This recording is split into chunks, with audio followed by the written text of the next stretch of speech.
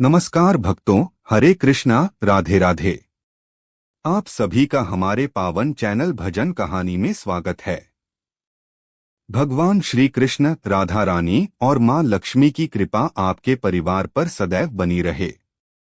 आज हम प्रस्तुत कर रहे हैं मार्गशीर्ष मास कथा अध्याय 16, जो मार्गशीर्ष महीने की महिमा, ईश्वर भक्ति और जीवन के परिवर्तन का अत्यंत सुंदर प्रसंग है। कथा सरल भी है, गूढ़ भी और जीवन को दिशा देने वाली भी। तो फिर चलिए कथा को शुरू करते हैं। नमो भगवते वासुदेवाय। श्री कृष्णाय नमः। श्री राधाय नमः। हे प्रभु, हमारी वाणी में मधुरता रहे, मन में भक्ति रहे और आपकी कथा का श्रवण करने वालों के जीवन में सुख समृद्धि का प्रकाश हो। प्राचीन समय में विदर्भ देश में एक नगर था, चित्रांगनपुर। वहां एक वृद्ध ब्राह्मण रहता था, धर्मदत्त। नाम के अनुरूप उनका जीवन भी धर्ममय था। प्रातःकाल स्नान, जप, ध्यान, गौसेवा, तुलसी पूजन और शाम को संध्या वंदन, यही उनकी दिनचर्या थी। परंतु एक समस्या थी। उनका एकमात्र बेटा मार्कंडेय धर्म से बिल्कुल विपरीत स्वभाव वाला था। ब्राह्मण पिता का पुत्र होकर भी वह अहंकारी, आलसी, मद्यपान करने वाला और दुष्ट मित्रों के साथ रहने वाला था। धर्मदत्त उसे बार बार समझाते, बेटा, जीवन का आधार धन नहीं, जीवन का आधार सदाचार, भक्ति और सत्संग है। परंतु मार्कंडेय किसी की नहीं सुनता। समय बीतता गया और एक दिन मार्गशीर्ष महीना प्रारंभ हुआ, वह महीना जिसे श्री कृष्ण ने स्वयं श्रीमद्भगवद गीता में मासाना मार्गशीर्षोहम कहकर अपना प्रिय बताया।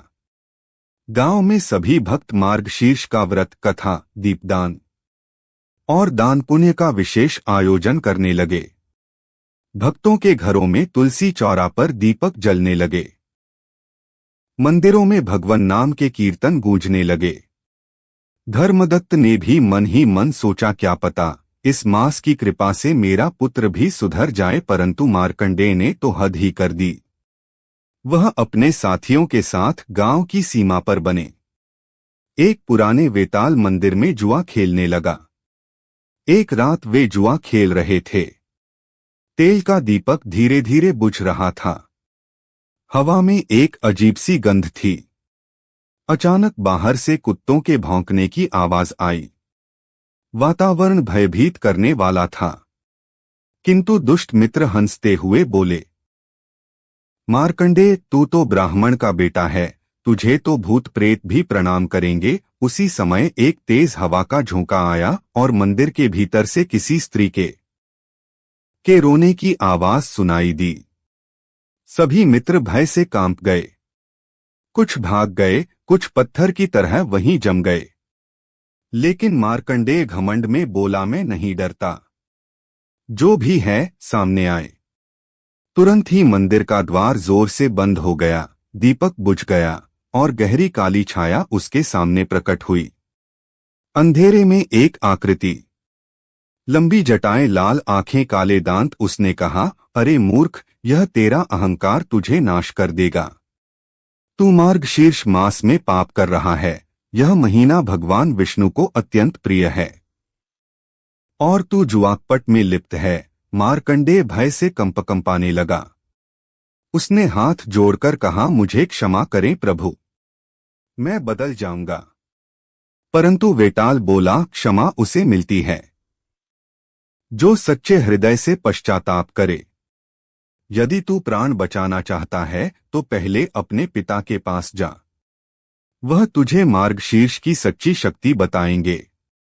और इतना कहकर वह अचानक गायब हो गया।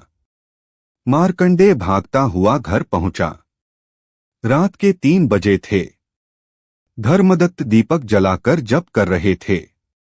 पुत्र को रोते हुए देखकर उन्होंने पूछा, क्या हुआ बेटा? मार्कंडेय ने पूरे घटनाक्रम को बताया। धर्मदत्त ने उसे गले लगाया और बोले, बेटा, यह मार्गशीर्ष मास है।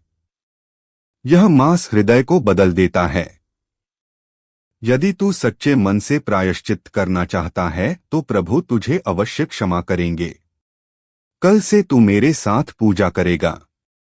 कई वर्षों बाद मार्कंडेय ने पहली बार पिता के चरण छुए और कहा, पिताजी, मैं आज से नया जीवन शुरू करूंगा। अगले दिन सुबह धर्मदत्त उसे लेकर नदी किनारे गए। मार्गशीर्ष अमावस्या का दिन था। उन्होंने कहा, बेटा, आज स्नान, दान, दीपदान और भोग प्रसाद तुझे स्वयं करना है।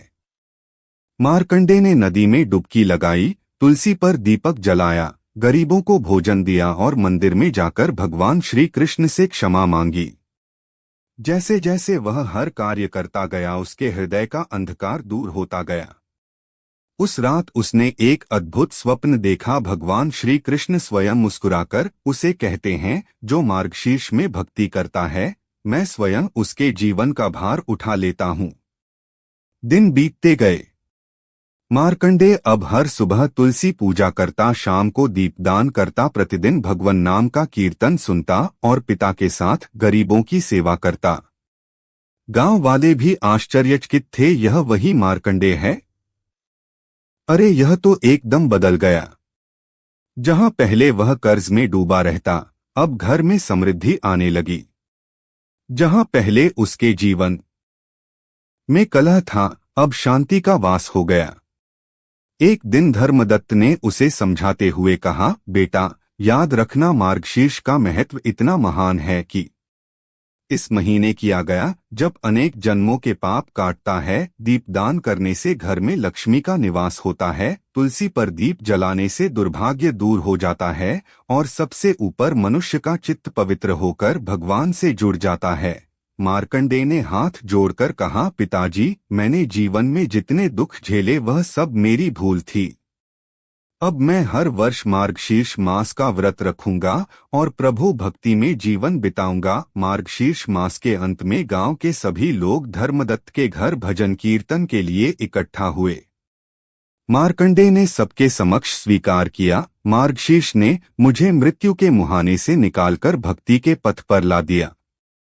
यदि आप सभी अपने जीवन में थोड़ा भी समय प्रभु को समर्पित कर देंगे तो आपका जीवन भी धन्य हो जाएगा। भीड़ में जय जयकार गूंजी, हरे कृष्णा, राधे राधे। और तभी आकाश में एक दिव्य प्रकाश प्रकट हुआ, मानो स्वयं भगवान इस परिवर्तन से प्रसन्न हो। प्रिय भक्तों, यह कथा हमें सिखाती है, भक्ति से बड़ा कोई उपाय नहीं। मार्गशीर्ष मास हृदय को बदल देता है। पिता की सीख और सत्संग जीवन बदल सकता है। अहंकार हर विनाश की जड़ है, ईश्वर की कृपा से असंभव भी संभव हो जाता है। हे भगवान श्री कृष्ण, जैसे आपने मार्कंडेय के जीवन को बदल दिया, वैसे ही हमारे हृदय से भी अज्ञान और पाप का अंधकार मिटाकर भक्ति का दीपक प्रज्वलित करें। हरे कृष्णा, राधे राधे। धन्यवाद।